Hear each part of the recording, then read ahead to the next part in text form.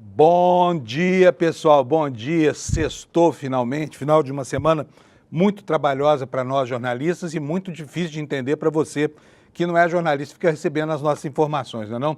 Com a ampliação das divergências entre Brasil e Estados Unidos, a quinta-feira de ontem foi selada por uma manifestação absolutamente mentirosa do atual presidente dos Estados Unidos, Donald Trump, dizendo que o Brasil é um dos piores países do mundo nas relações comerciais com os Estados Unidos. Isso absolutamente não é verdade, e a prova disso é que números do próprio Departamento do Tesouro norte-americano comprovam que a relação é superavitária para os Estados Unidos. Quer dizer, temos aqui uma condição muito diferente daquela descrita pelo Trump, né?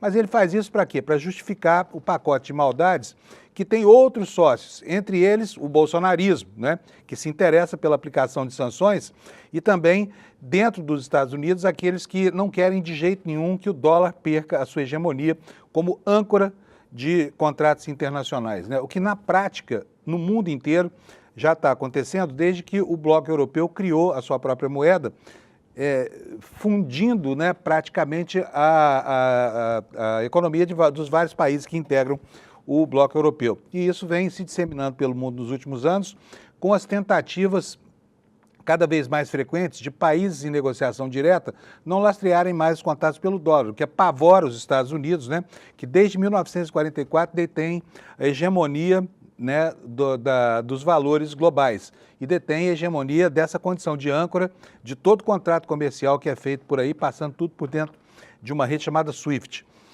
Gente, olha, a sexta-feira começa com informações de que o Trump vai se reunir com o Putin no Alasca e também com Zelensky, né? E isso já está sendo entendido como mais uma vitória de Putin nesse cenário estratégico, nos bastidores dessa guerra que não tem fim, que não acaba, né? E eu vou lembrar para vocês que o Trump, logo que foi eleito, aliás, antes ainda de ser eleito na campanha, falou, em 2 semanas acabo com essa guerra aí. Não só não acabou, como a intensidade, né, das batalhas vem sendo amplificada, principalmente pelo lado da Rússia.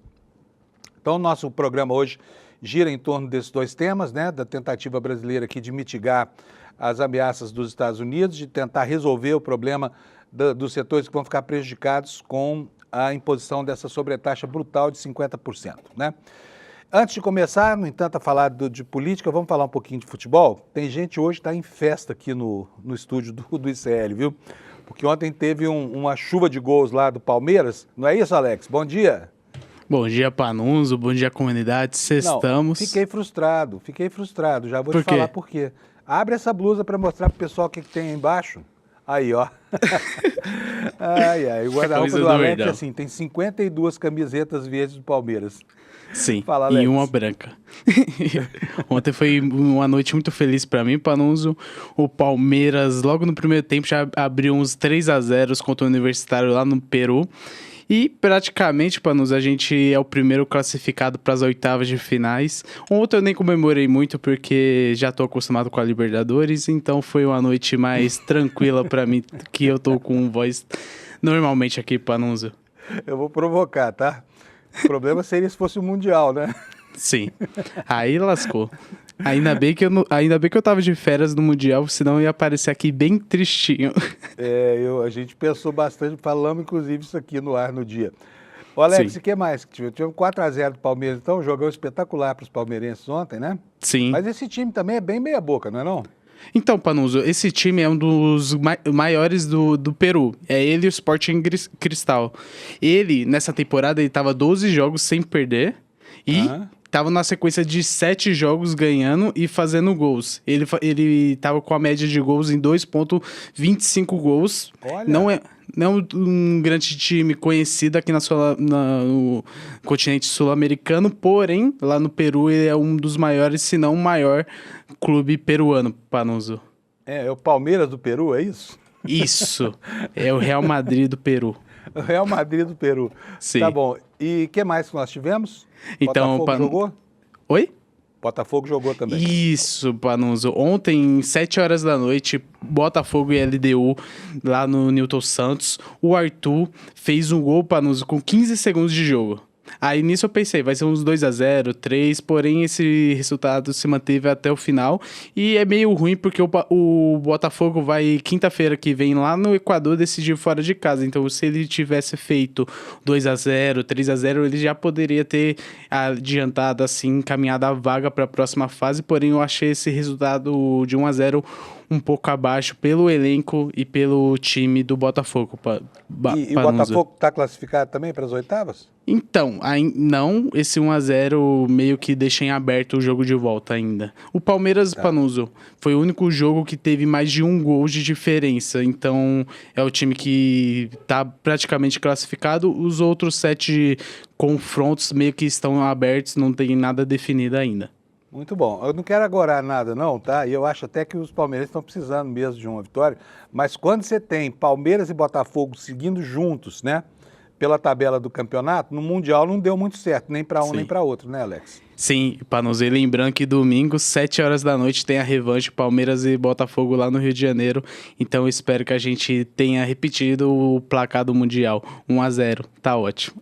Bom, gente, mas hoje é isso. O Alex, então, tá feliz, o que importa é isso. O programa vai ser maravilhoso aqui, né? Vocês vão ver que não vai ter nenhum errinho, nem da minha parte aqui. Todo mundo sob a influência, o signo palmeirense do Alex, tá? Isso mesmo, Panuso. Bom programa e sextamos. Um abraço para você. Sextamos, graças a Deus. Pessoal, vamos começar com a meteorologia? Desde já hoje eu vou inverter aqui. Primeiro eu vou dar uma noticinha para vocês, depois eu mostro o mapa do INMET, tá bom? Nós estamos aqui padecendo de frio, né, no centro-sul do país. O inverno é um inverno bastante frio, são muitas ondas de frio seguidas, muitas frentes frias passando por aqui, e temperaturas aí na casa dos 10 graus, até abaixo disso, então tá frio, o pessoal começa a reclamar, pô, mas esse frio não vai embora? Enquanto isso, lá no hemisfério norte, a coisa é diferente, tá? Onda de calor, tá campeando lá. E nós temos hoje essa notícia aí no UOL, de que a mudança climática aumentou em 2 graus Celsius a onda de calor no norte da Europa. A gente vê aqui, ó, beiras de rio, praias, lotados de gente, né? Eles têm espaços públicos aos quais acorre a população em grande número nesses verões abrasadores lá no hemisfério norte, né? E o que nos diz aqui a reportagem do UOL? Mudança climática levou em quase 2 graus Celsius a recente onda de calor que afetou o norte da Europa, desafiando os ecossistemas e os criadores de renas em uma região pouco equipada para enfrentar esse tipo de fenômeno. A Finlândia, a Noruega e a Suécia registraram um clima excepcionalmente quente durante essas semanas em julho, com temperaturas que ultrapassaram 30 graus. Isso lá na casa do Papai Noel, hein? No Polo Norte quase. 30 graus de temperatura, é mole? Quero ver o que vai acontecer aqui quando, né, terminar o inverno, que nós podemos chamar assim de rigoroso, pelo menos aqui no centro-sul do país, e vier, então, o calorão do verão, né? Tem gente falando aí que nós vamos ter sensações térmicas de 70 graus em algumas cidades do litoral brasileiro. Mas vamos lá. Continuando aqui com a reportagem, o calor persistente provocou desmaios durante eventos ao ar livre, saturou e superaqueceu hospitais, causou incêndios florestais, aumentou afogamentos e levou as renas a buscar sombra na cidade, segundo o relatório elaborado por 20 pesquisadores europeus. Então, o calor campeia lá na Europa, enquanto a gente vai curtindo esse friozinho de fim de inverno aqui no Brasil, né? E agora vamos ver a situação do tempo aqui no Brasil. Olha, mal uma frente fria acabou de passar, outra já vem subindo por aí. Por isso nós temos aqui no mapa do Instituto Nacional de Meteorologia, aqui no sul do país, olha, 2 alertas de geada. Um na região de Rio Grande, aqui no Rio Grande do Sul, e outro nas Serras Gaúcha e Catarinense. O que nos diz aqui um INMET? Geada, vamos ver aqui, olha, o início da meia-noite, de ontem até às 8 horas, daqui a pouco. Então, agora está no momento mais frio do dia nesse local aqui, né? É uma região bastante extensa, tá? Ó, Rio Grande e o Sudeste rio-grandense. Então, geada aqui estava previsto, depois a gente atualiza para saber se geou ou não. E vamos seguir aqui, olha, nas Serras Gaúcha e Catarinense é a mesma coisa. E aí, nesse interiorzão aqui do Brasil, na região do Cerrado brasileiro, né? Tem até a região da Araucária aqui, tem Mata Atlântica, tem tudo.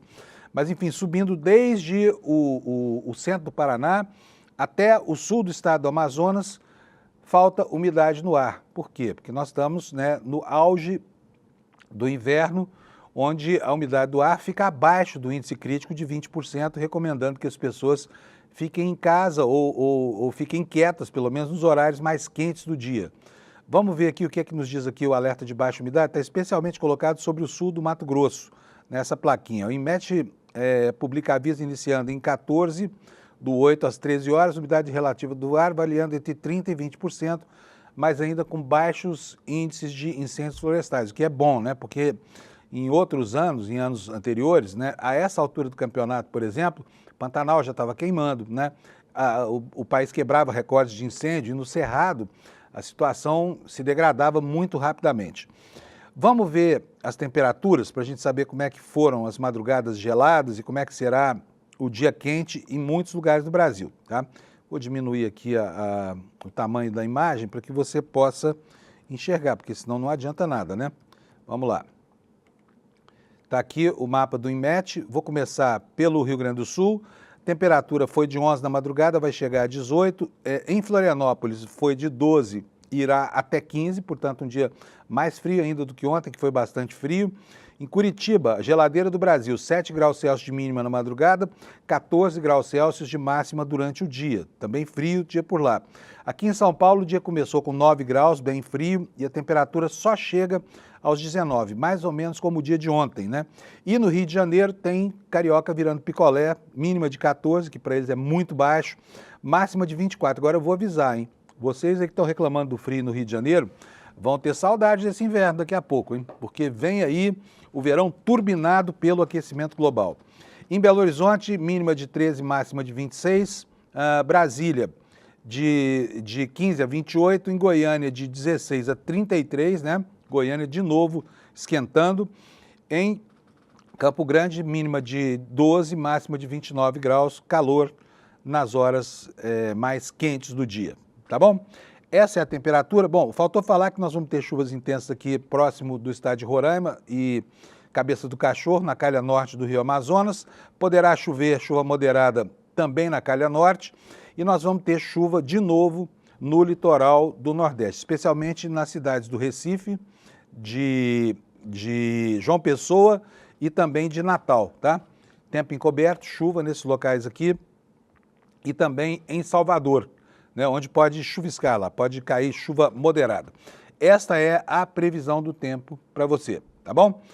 Vamos para as notícias, que eu sei que você está esperando aí. Daqui a pouco é hora de ir para o batente, né? E você tem que estar bem informado para botar lá a discussão junto com seus colegas de trabalho sobre o que está acontecendo nesse mundão de meu Deus. E aqui eu vou mostrar para vocês a capa do nosso portal aqui do ICL, iclnoticias.com.br. Primeiro de tudo, acabou a fase de instrução processual e agora caminhamos para o efetivo julgamento do núcleo 1 da trama golpista. E quem é a estrela do núcleo 1? Jair Messias Bolsonaro. A nossa manchete dá conta aqui de que o ministro Alexandre de Moraes pediu que o julgamento de Jair Bolsonaro e dos aliados seja marcado. Vou ler outros destaques aqui para que você tenha uma ideia geral do noticiário, né? Ainda sobre esse assunto, essa manchete pequenininha aqui dá conta da defesa de Braga Neto, que expôs conexões que podem complicar a vida do golpista mor, Jair Bolsonaro.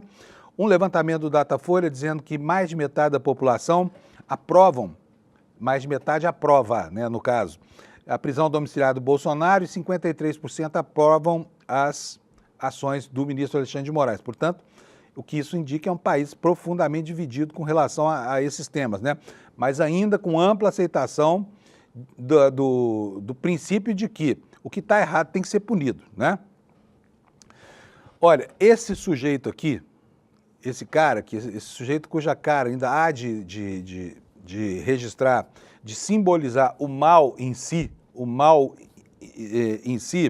voltou à carga contra o Brasil. Não vou mostrar agora, mas ele falou tanta bobagem ontem para justificar o quê? Essas tarifas injustificáveis, né? A raivinha da punição do queridinho dele, Jair Bolsonaro, e também as investidas do Brasil como líder do Sul Global na tentativa de estabelecer um novo padrão de referência para transações entre empresas e entre países que não passem pelos Estados Unidos, o que faz com que esse cara se sinta profundamente ofendido. Mas ao invés de colocar o problema como é, o que ele faz? Ele vai para a televisão e mente. E ontem ele mentiu muito, nós vamos ver daqui a pouco, e a direita brasileira fazendo festa para esse tipo de aleivosia aqui. O que mais nós temos aqui? Bolsa Família reduz em até 55, olha que notícia legal, olha, Bolsa Família reduz em até 55 as mortes por AIDS entre as mulheres em situação vulnerável, tá? Ainda uma informação sobre a futura chegada da vacina contra a herpes zoster. Aliás, todo mundo que tem mais de 50 anos deve tomar isso, hein? Meu irmão Pedro Paulo teve, foi horrível. E uma amiga lá em Uberlândia, Lisca, também teve, sofreu feito uma condenada. Então, se acautele. E daqui a pouco está no SUS, tá? Eu vou até ler para você aqui um trechinho dessa notícia, para gente saber quando vai acontecer, tá? Matéria que começa, matéria da agência pública, né? Que começa com um personagem dizendo que quase perdeu a visão do olho direito por causa dessa infecção, né? A vítima dessa doença é a Adriana Corsi. Ela fala, atingiu meu rosto, quase perdi a visão do olho direito. E esse seria apenas um dos quase 4 mil casos diagnosticados anualmente no Brasil dessa doença, que é provocada pelo herpes zoster, né? Que é o vírus da varicela, é o vírus varicela zoster. O mesmo da catapora. No entanto, esse episódio específico pode ser o momento-chave para que a vacina contra a doença, que hoje custa R$2.000 em redes privadas, seja finalmente distribuída pelo SUS. E aí a gente pensa, né? Não está acontecendo ainda, mas fatalmente vai acontecer, como aconteceu com as vacinas que já integram o calendário vacinal das crianças brasileiras e também dos adultos, com a vacina contra o HPV, que despertou uma polêmica na época, e o governo brasileiro vai com certeza incorporar esse medicamento ao coquetel de imunizantes do Ministério da Saúde, né? Quem é essa pessoa que ficou doente? É uma parlamentar, tá? É uma parlamentar eleita, o nome dela é Delegada Costa, nome de urna, deputada pelo PT de Goiás, e ela disse o seguinte, olha, eu já tinha idade para vacinar, mas não tive informação sobre a vacina, disse ela à agência pública. Estou fazendo agora exames porque parece que eu estou com sequelas, pontua parlamentar, que enfrentou nervos inflamados, rosto inchado, risco de danos neurológicos e ainda recebeu medicação intravenosa para conter a reativação desse vírus. E a matéria alerta aqui que para pessoas de mais de 50 anos, essa doença pode se apresentar em sua forma mais perigosa, uma vez que ela se aproveita da baixa imunidade do corpo quando então se manifesta. O levantamento feito pela Pública com base nos dados disponíveis no DataSUS mostra que 46,4% do total de internações por herpes zoster entre 2014 e 2024 foram de pessoas acima dessa idade, que também concentrou 86,5% de mortes pela doença, tá? Então, é uma doença que, além de sacrificar demais quem pega, ela também é capaz de trazer a morte. E a gente precisa ficar atento a isso. Então, se você tem condição, tome a vacina. Eu vou esperar ela chegar ao SUS, tá? Vou esperar chegar ao SUS. Nas redes sociais, diz aqui a reportagem, o ministro já aparece em vídeos publicados no Antigo X tratando a questão como uma prioridade da pasta. É uma vacina de boa qualidade, mas é muito difícil as pessoas terem acesso. Muita gente não sabe da existência dela. Pode ter certeza, é uma prioridade nossa, enquanto ministro da Saúde, que essa vacina possa estar no Sul, disse o ministro Padilha. No entanto, o Ministério ainda não estabeleceu um prazo para isso, tá? Não estabeleceu. A reportagem encerra dizendo aqui que em 2024 o Brasil registrou o maior número de internações por herpes zoster em pessoas com mais de 50 anos. Foram 2.600 casos, um desses foi do meu irmão, o outro foi da Lisca, minha amiga que eu falei para vocês lá de Uberlândia. Ambos sofreram muito e são entusiastas muito quentes da vacina, tá bom? Já sabemos disso, vamos para frente? Então, deixa eu falar mais uma coisinha aqui da área da saúde. Nós falamos do Padilha aqui agora de herpes zoster, né? E o Padilha foi alvo dos achaques do Trump lá nos Estados Unidos, que agora, por ordem do secretário de Estado dele, o Marco Rubio, mandou sacanear o pessoal do quê? Do programa Mais Médicos, né? Esse programa maravilhoso que levou médicos pela primeira vez na vida aos rincões do país, aos grotões do país, aos igarapés, né? A população ribeirinha, as aldeias indígenas. Isso tudo deixa o mundo encantado com isso que o Brasil construiu, que é o nosso grande patrimônio aqui, o SUS, né? Que além de tudo, nos agrega uma marca de humanidade, né?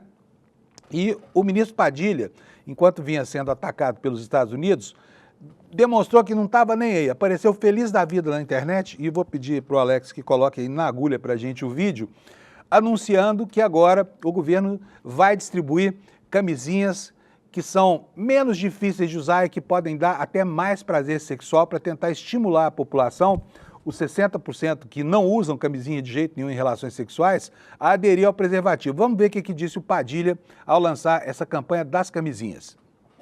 O anúncio que tá todo mundo esperando. TS. Não de Taylor Swift. Texturizada e Sensitive. As duas novas camisinhas no SUS. Tem novidade na playlist da prevenção. E olha, isso é muito importante, porque 60% da população adulta no Brasil não usa camisinha nas relações sexuais. Então, tudo que a gente puder colocar disponível no SUS para incentivar as pessoas a usar camisinha, nós faremos, porque isso previne infecções sexualmente transmissíveis. Então, vamos se proteger, gente. Camisinha no SUS é menos custo para a saúde e mais vida para o Brasil. Legal, né? Esse vídeo aí, bem humorado, e depois numa data muito interessante, porque enquanto o Trump tenta, né, fazer com que ele se desespere, aparece o ministro super bem-humorado falando de camisinha texturizada, né? Tomara que a população adira a isso, porque afinal de contas o Brasil tem índices muito importantes de infecção por AIDS, né? Mas vamos voltar ao ICL agora, porque eu quero mostrar para vocês a manchete principal do nosso portal aqui. Eu vou até colocar aqui, pode pôr, Alex, põe no ar aí. Olha a carinha do pastor Malafaia, gente, que tadinho. Tá, agora foi indiciado pela Polícia Federal no inquérito que está investigando a ação do Eduardo Bolsonaro e também do Bolsonaro, né? Olha que notícia boa. Demorou, né? Porque esse cara há muito tempo que já não fala nada sobre religião. Antes já havia abandonado o Novo Testamento, agora nem o Velho mais o motiva. E ele virou o grande porta-voz, a garganta profunda do golpismo e do bolsonarismo. A ocupação dele hoje é essa, né? Então, temos a informação, vou ler para vocês aqui. Investigado é a manchete. O Chico, nosso editor aqui do site, é espetacular. Ele consegue em uma única palavra se fazer entender e cravar o assunto, né? A reportagem no nosso portal diz que a Polícia Federal incluiu o Silas Malafaia no inquérito que investiga o ex-presidente Jair Bolsonaro, o deputado Eduardo Bolsonaro e também o vigarista do Paulo Figueiredo lá nos Estados Unidos, porque não tem outra palavra. Esse cara não tem profissão, tá? Ele era empresário do setor imobiliário aqui no Brasil, fez um empreendimento que lesou um monte de gente, está cheio de pepinos judiciais para ele resolver aqui. Ele se mandou para os Estados Unidos, onde virou conspirador, o neto do ditador Figueiredo, né? Ou seja, quem sai aos seus não degenera e também não regenera. Informação foi dada em primeira mão aqui pelo portal do ICL Notícias. O caso, que foi aberto em maio, e quem é que está na relatoria? Adivinha. Não vou nem falar, você passa as contas aí na sua cabeça. Quem é o ministro que está prevento para esses assuntos aqui, né? Então, esse ministro, esse caso tocado por esse ministro, né, apura se o Eduardo Bolsonaro e o Paulo Figueiredo estão ou não fazendo uma campanha infamante de traição à pátria, né? Malafaia organizou o ato de apoio a Bolsonaro em 3 de agosto, no qual o ex-presidente participou de vídeo transmitido em redes sociais de terceiros. Essa aparição resultou no dia seguinte na declaração de prisão domiciliar do presidente. Moraes decidiu abrir o inquérito depois que ministros do tribunal se queixaram que consideram falta de ações do Itamaraty na escalada de investidas do governo americano contra a corte, né? E na avaliação de parte dos magistrados do Supremo, essas ameaças mereceriam um posicionamento um pouco mais duro. As condutas investigadas incluem coação em curso de processo, obstrução de investigação e segue por aí, tá?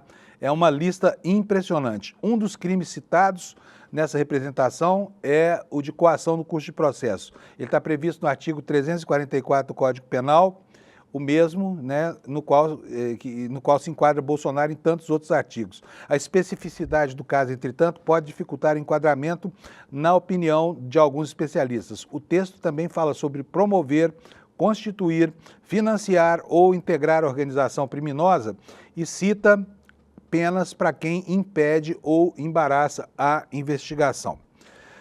Bom, agora eu vou atravessar um pouquinho aqui para mostrar para vocês que o esforço dos Estados Unidos para tentar criar instabilidade aqui dentro continua, né? Com manifestações de hostilidade. O Alex está me informando aqui que o Padilha vai estar no N1, tá? Então, vamos conversar com ele daqui a pouco. Bom, vamos lá, voltando aqui para o assunto. Os Estados Unidos têm tido uma atuação muito importante. Aliás, isso aqui, o Marco Rubio, o secretário de Estado americano, ele é filho de cubanos americanos, gente que foi tocada de Cuba porque fazia parte da aristocracia do Fulgêncio Batista, né? E que acabou sendo despojada das suas posses e se mandou para os Estados Unidos, fizeram a vida. Esses caras odeiam qualquer coisa que se refira à esquerda. Isso pode justificar as ações, inclusive, desse Marco Rubio. Nos anos 60, 70, havia uma rede de conspiradores cubano-americanos no sul da Flórida que fazia uma coisa muito parecida com o que acontece hoje pela internet com o Brasil. Eles fretavam aviões nos Estados Unidos, ou tinham aviões próprios, voavam as 60 milhas que separam a Flórida de Cuba e lá faziam panfletagens, inclusive instruíam atos terroristas que depois eram perpetrados para tentar minar o regime cubano, né? E houve uma rede de agentes de Cuba chamada Rede WASP, Rede Vespa, que isso ficou muito bem descrito no livro do Fernando Moraes sobre a atuação dessa Rede WASP. Mas essa história de panfletar contra o regime ficou na memória e na cultura dessa direita americana, né? E o que eles estão fazendo agora já não há mais avião nem panfleto, porque agora existe a internet. E a internet tem sido o grande cavalo de Troia dessa ofensiva americana contra as democracias aqui no sul do continente. E ontem a Embaixada dos Estados Unidos voltou à carga. Eles têm sido extremamente indelicados e atrevidos, né? Vou mostrar aqui para vocês o bilhetim de ontem, dessa Embaixada dos Estados Unidos no Brasil. O Alex vai mostrar para a gente, tá aí na sua tela. O que nos diz aí esse órgão conspirador, né? Esse órgão intrometido em assuntos que não deveria, dos quais não deveria participar, mas eles insistem. Leia aqui comigo, olha. Os Estados Unidos permanecem firmes ao lado do povo cubano, como se eles não tivessem impondo, né, há décadas um embargo que sacrifica, mas sacrifica muito, inclusive levando a um regime de fome coletiva em Cuba, né? Com o seu embargo lá. Mas ele está dizendo que os Estados Unidos permanecem ao lado do povo cubano. Ontem tomamos medidas para revogar vistos e impor restrições de visto a vários funcionários do governo brasileiro e ex-funcionários da OPAS envolvidos com o esquema, abre aspas, coercitivo e explorador de mão de obra do regime cubano. O trabalho forçado e a exploração não tem lugar no mundo moderno, a responsabilização começa aqui. É mais uma mensagem prepotente e arrogante dessa embaixada que se transformou num comitê golpista, né? Num braço auxiliar do bolsonarismo no Brasil. E o Trump foi para a televisão falar mal do Brasil. Mas antes de falar do Trump, eu quero mostrar para vocês outra manifestação atrevida dessa espelunca chamada Embaixada dos Estados Unidos no Brasil. Bota na tela para a gente. Peraí, não está na tela aí, Alex. Vou botar para você. Pronto, pode botar no ar. Olha só a impiedade e iniquidade dos caras. Publica uma foto aí de uma mulher grávida, tendo como pano de fundo a bandeira americana e um emblema aqui. Um emblema mal criado dessa gente mal educada de lá. Negaremos seu visto se acreditarmos que o seu principal objetivo de viagem é dar à luz aos Estados Unidos ou obter a cidadania americana para o seu filho. É uma campanha da Embaixada dos Estados Unidos no Brasil, afrontando a maternidade das mulheres brasileiras e, mais uma vez, se colocando como um antagonista do bom senso e da delicadeza, tá? A Embaixada dos Estados Unidos, para piorar tudo, ainda botou esse bilhetinho aí em cima, olha. Viajar para os Estados Unidos com o principal objetivo de dar à luz para que seu filho obtenha a cidadania americana não é permitido. Oficiais consultores vão negar o seu pedido de visto caso haja indício de que esta é a sua intenção. Como se a mulher brasileira fosse uma vagabunda que vai para aquele suplício daquele país para ter filhos com a nacionalidade americana, o que não é verdade. Eles não têm um SUS lá, como nós temos aqui, para amparar a mulher e a maternidade quando é o caso. Lá nos Estados Unidos, quem tem um filho, muitas vezes, fica inviabilizado financeiramente para o resto da vida se não tiver um seguro de saúde. Então isso aqui é só uma peça de achaque mesmo, sabe? Não tem sentido prático nenhum.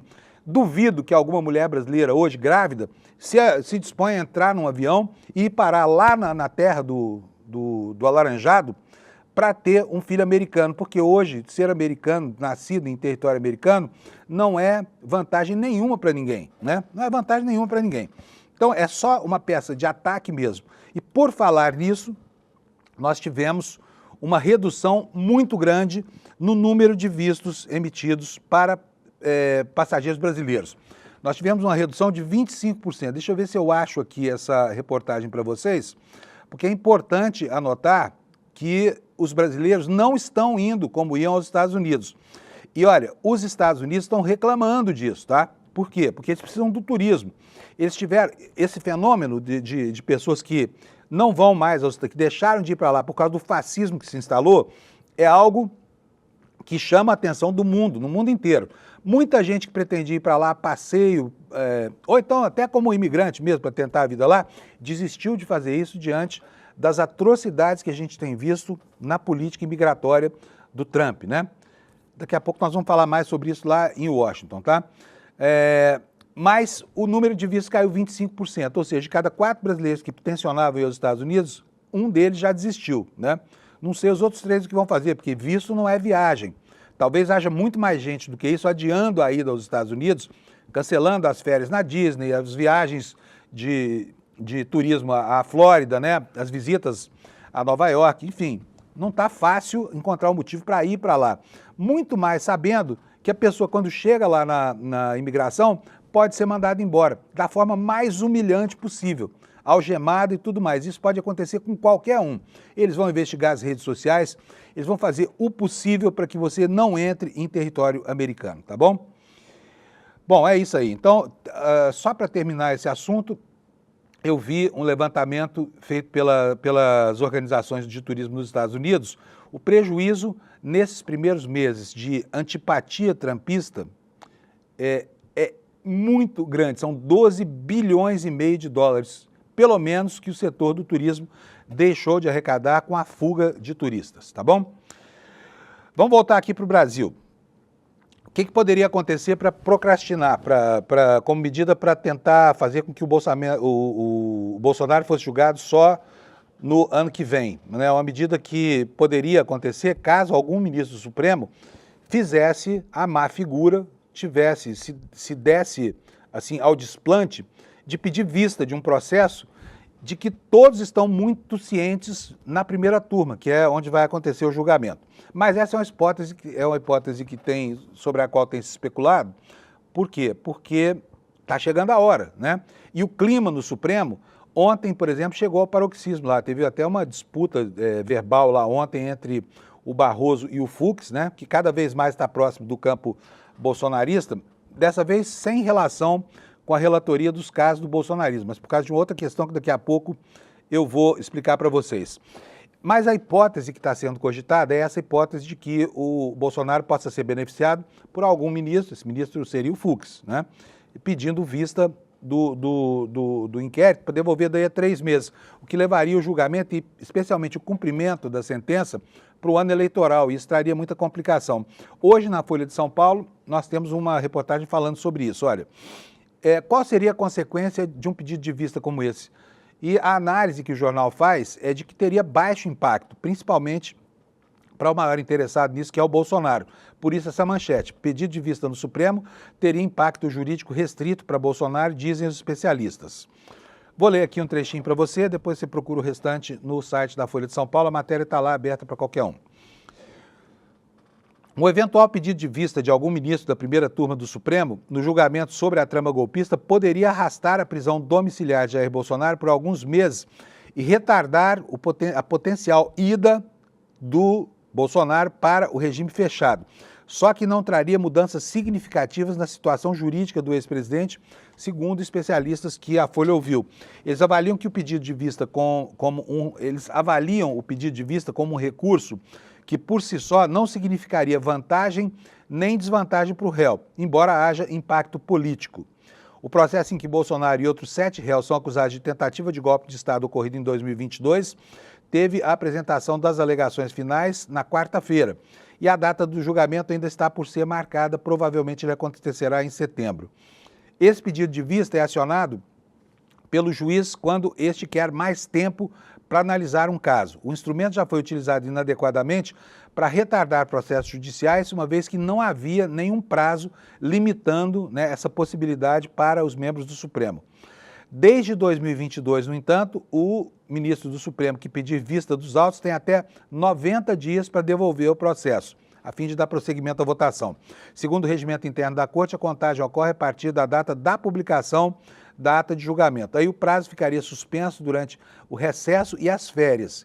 E, além disso, pode ser prorrogado por um igual período mediante uma manifestação expressa do ministro vistor ao presidente do respectivo colegiado, diz o texto. Mas pegaria mal para burro, né?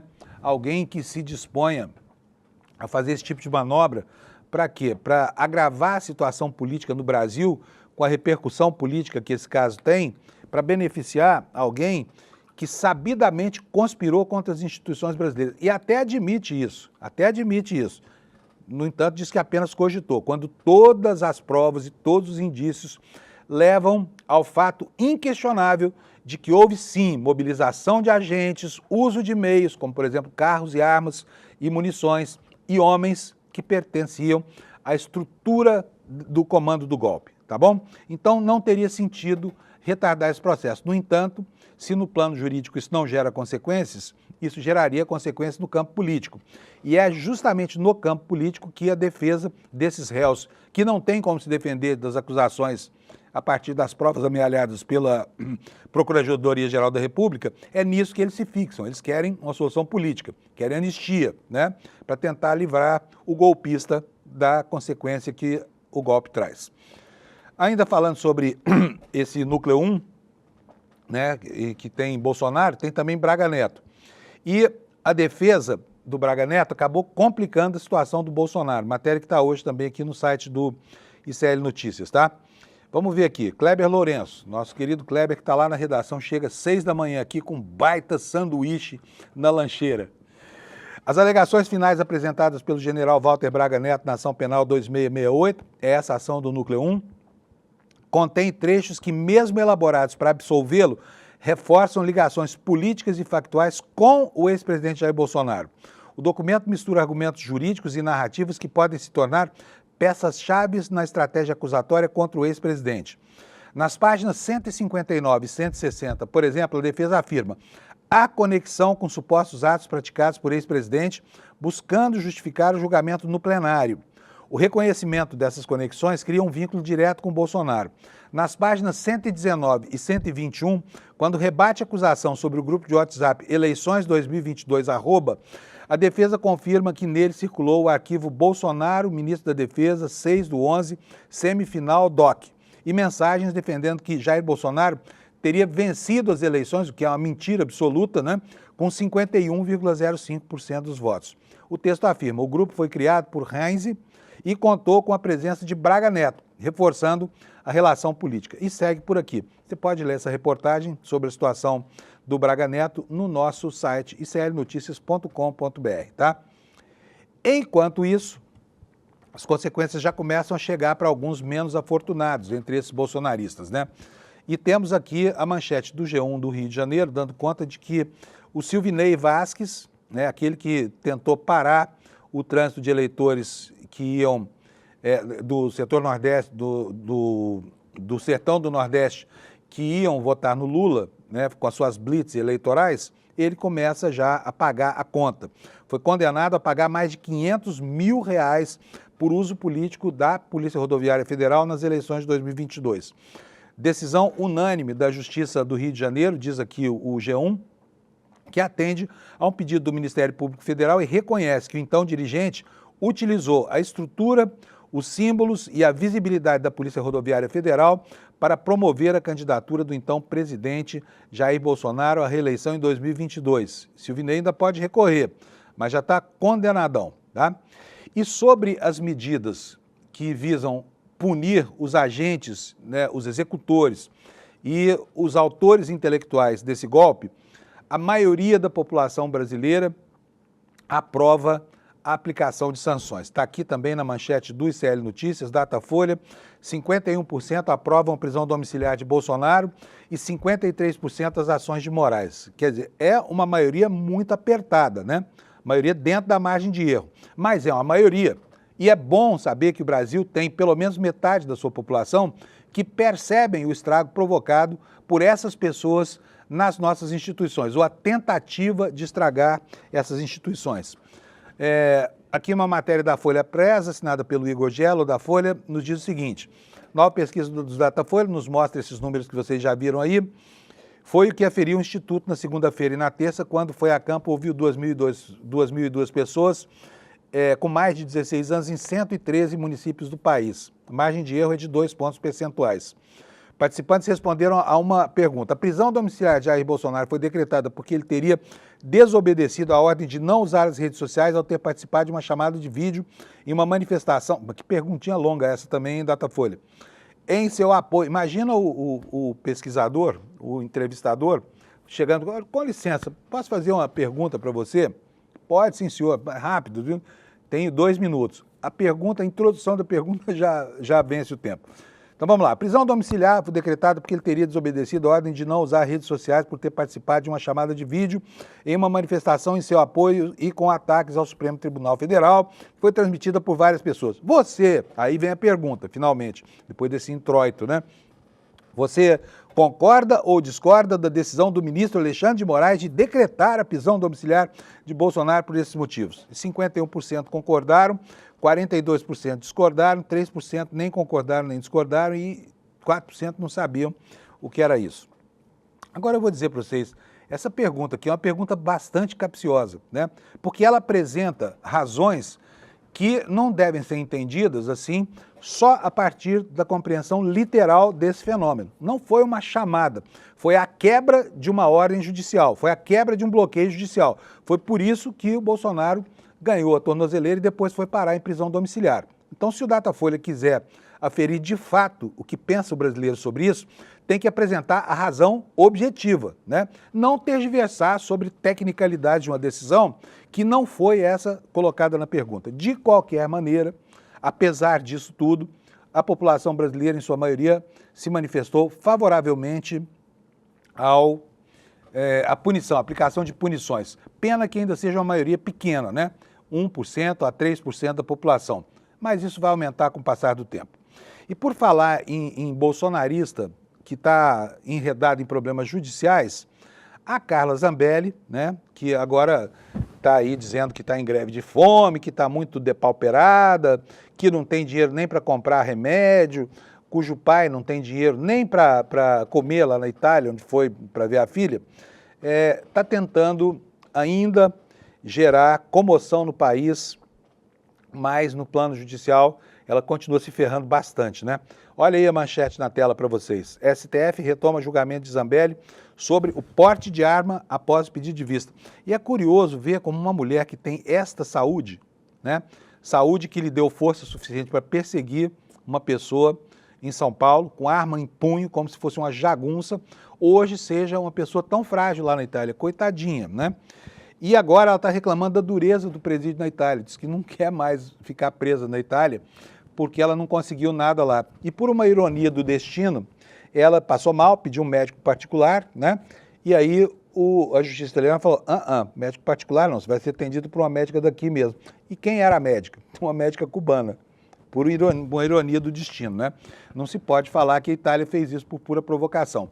Mas vou voltar aqui para o que importa, que é o Supremo Tribunal Federal, que hoje está retomando o julgamento por essa cena que você viu aqui, essa cena indigesta aqui, né? Ela agindo como pistoleira, né?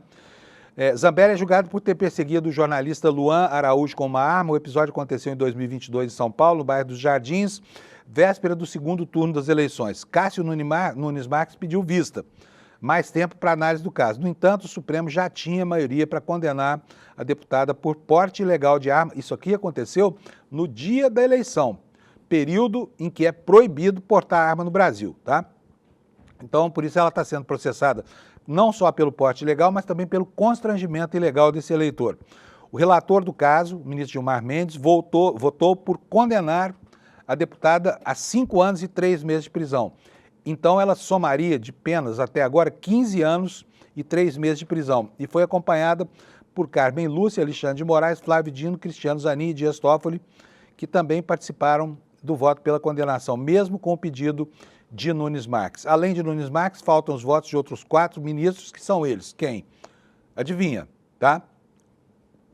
André Mendonça, Luiz Fux, o presidente Barroso e o Fachin, tá? O julgamento começa hoje no plenário virtual e vai até a próxima sexta-feira, portanto teremos uma semana, né?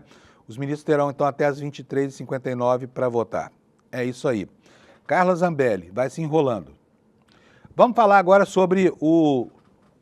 Eu vou usar essa palavra aqui, que uma amiga outro dia falou que palavra mais engraçada, e me pediu para usar uma outra, que eu daqui a pouco vou usar. Então eu falei atrabiliário, né? Mal-humorado, distímico.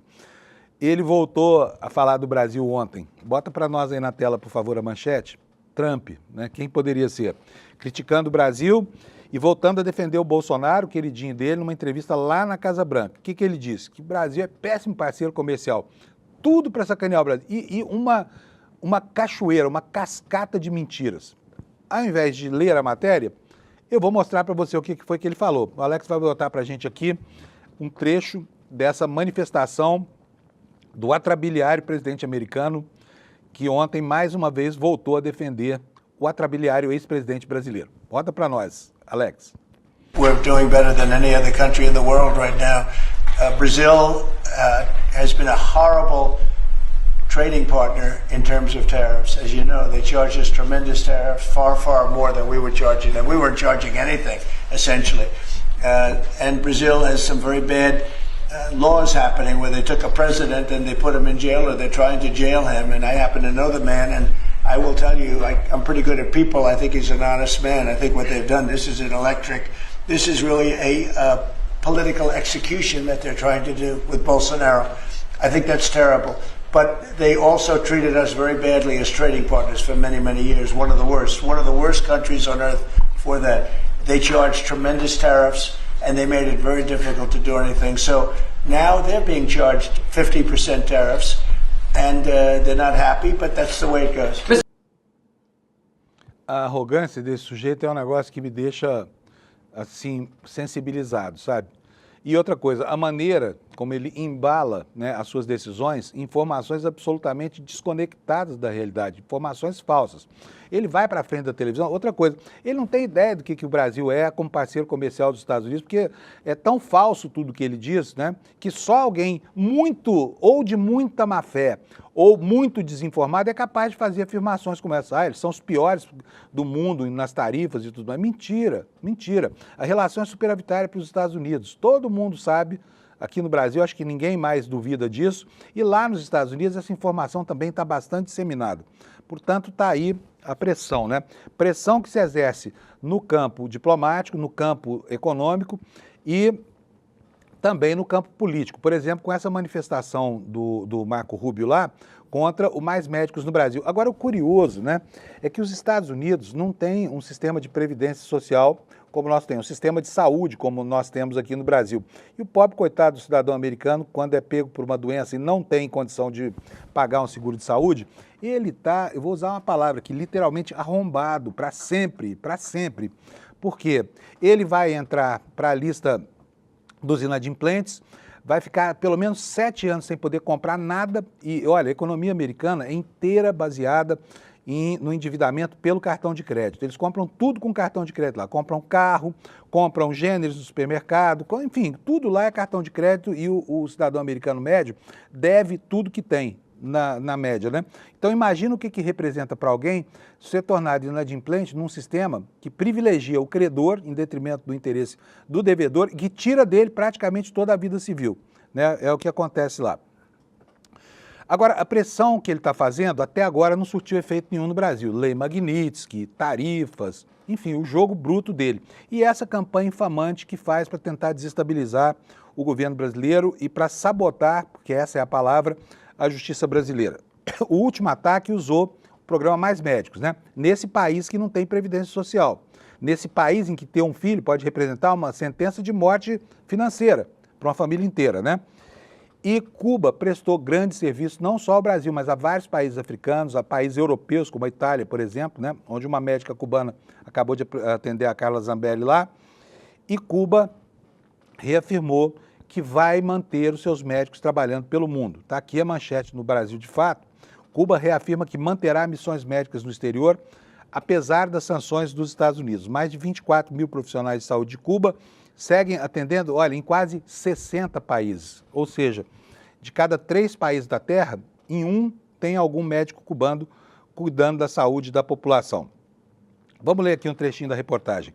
O governo cubano reafirmou que as suas missões médicas no exterior continuarão funcionando, apesar das novas sanções anunciadas pelos Estados Unidos. Por meio de uma conta oficial no X, o chanceler Bruno Rodrigues afirmou que a ilha continuará prestando serviço e destacou que esses programas são iniciativas legítimas de cooperação.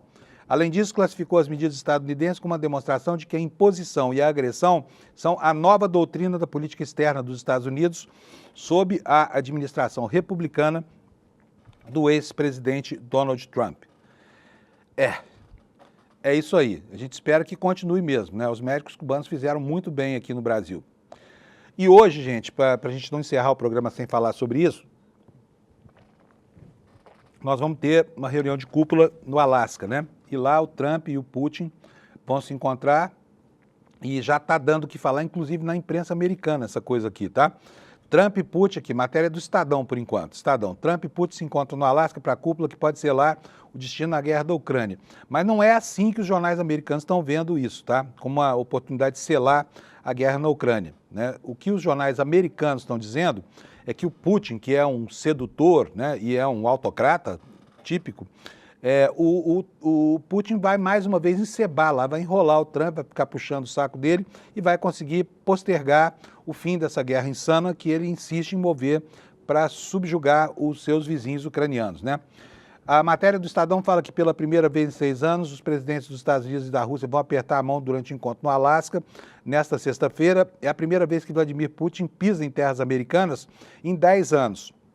O objetivo é discutir o futuro da guerra na Ucrânia, que já se arrasta por mais de 3 anos e que vive um momento de congelamento dos avanços no campo de batalha. O governo ucraniano, porém, não estará na mesa de negociação. O que sairá desse encontro de Putin com Trump é incerto. Analistas ouvidos pelo Estadão dizem que um acordo de paz é altamente improvável, mas um compromisso russo com um cessar-fogo temporário é uma possibilidade real. O problema com Trump é que você nunca sabe ao certo o que ele vai fazer, opina Stephen Wolff, que é cientista político alemão, especialista em segurança internacional e solução de conflitos. Deixa eu ver se eu consigo pegar aqui uma manchete aqui no Times, porque eu queria mostrar para vocês como é que a imprensa americana está tratando desse assunto. Então vou abrir aqui mais uma aba aqui no meu navegador para botar o jornalão americano. Mudou já aqui a manchete. Olha, está aqui, ó. Vou colocar para vocês aqui. Bota aí para nós. Vamos ver aqui a matéria. Vamos lá. O que pode acontecer na reunião do Trump com o Putin, né? Uma rixa repentina, um impasse ou um primeiro passo em direção ao cessar-fogo são possíveis. Quer dizer, tudo é possível na cúpula de Alasca, enquanto os dois líderes ligam com questões espinhosas, como, por exemplo, o território da Ucrânia e a expansão da OTAN. O Times publicou matérias críticas dizendo que é uma derrota dos Estados Unidos e uma vitória do Trump só a realização dessa cúpula aqui, tá bom? Como o meu tempo está acabando e nós temos ainda um monte de coisas, quero dar uma notícia boa para você, tá? Olha só o impacto do Bolsa Família no Brasil. Programas de mitigação da desigualdade social no Brasil levam a resultados espetaculares como esse que você está vendo aí na sua tela. Bolsa Família reduziu até 55% as mortes por AIDS entre as mulheres em situação vulnerável. O programa Bolsa Família foi associado a quedas significativas nos casos de morte por AIDS entre mulheres em situação de vulnerabilidade. A análise foi publicada pela revista Nature Human Behavior e foi coordenada pelo Instituto de Saúde Global de Barcelona, da Espanha, numa parceria com o Centro de Integração de Dados e Conhecimento para a Saúde da Fundação Oswaldo Cruz, Fundação Oswaldo Cruz, e também com o Instituto de Saúde Coletiva da Universidade Federal da Bahia. Esse estudo abrangeu 12.300.000 mulheres de baixa renda, com dados de 2007 a 2015, e focou em mães e filhas de domicílios que foram beneficiadas pelo programa. Entre as filhas, o Bolsa Família teve ligado a uma queda de 47% na incidência da doença e de 55% na taxa de mortalidade. E entre as mães, a redução foi de 42% a 43%. respectivamente. O impacto ainda foi maior entre mulheres que acumulam múltiplas vulnerabilidades. No caso das mães negras ou pardas, em extrema pobreza e com maior nível de escolaridade, a incidência caiu notáveis 56%, uma vitória, né, desses programas que visam mitigar as desigualdades e a pobreza no Brasil. Vamos lá, vamos continuar aqui. Nós estamos discutindo no Brasil agora, né, por conta da iniciativa do Felca, aquele youtuber que mandou muito bem com relação à sexualização e adultização de crianças, né? E a direita brasileira agora está petrificada porque perdeu a bandeira da pedofilia, assim como antes tinha perdido a bandeira do PIX, né?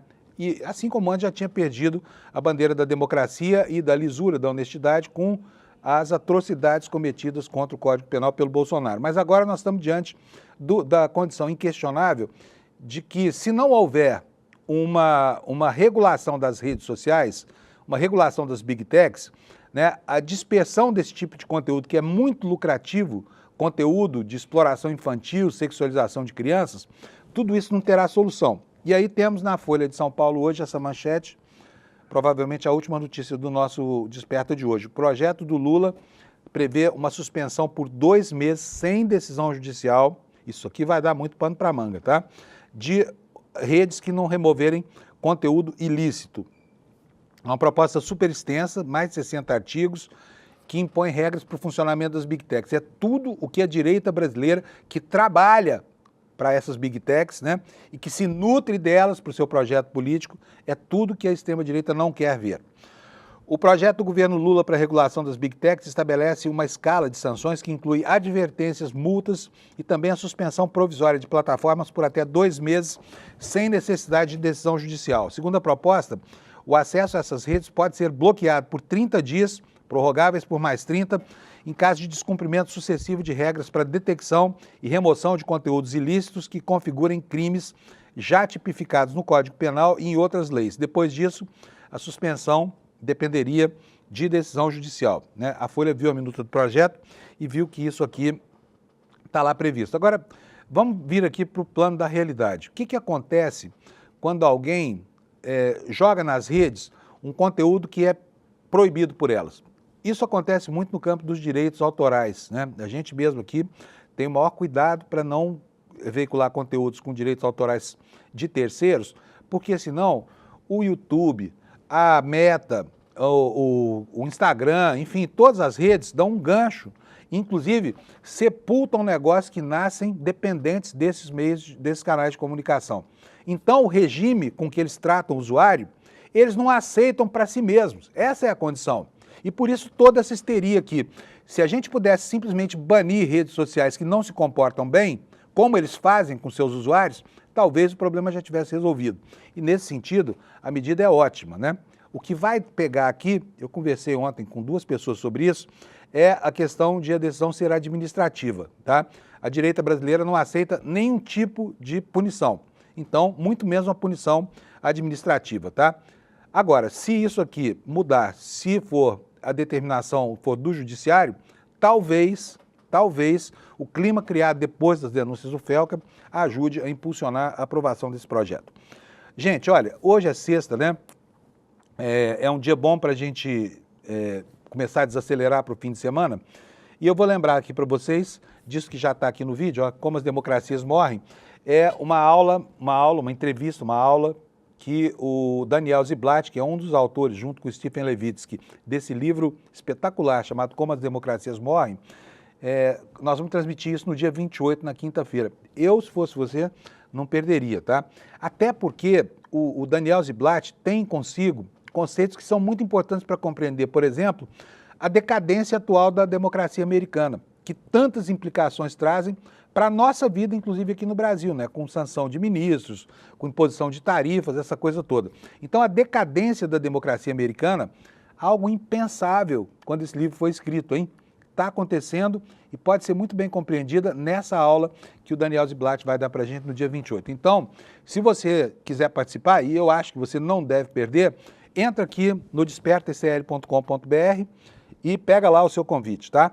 Vai ser dia 28, quinta-feira, às 8 horas da noite. Eu, por exemplo, não vou perder. Estou lá na plateia, porque o trabalho do Daniel Ziblatt e do Stephen Levitsky é algo que não se deve perder de vista nessa virada da extrema-direita mundial, tá bom?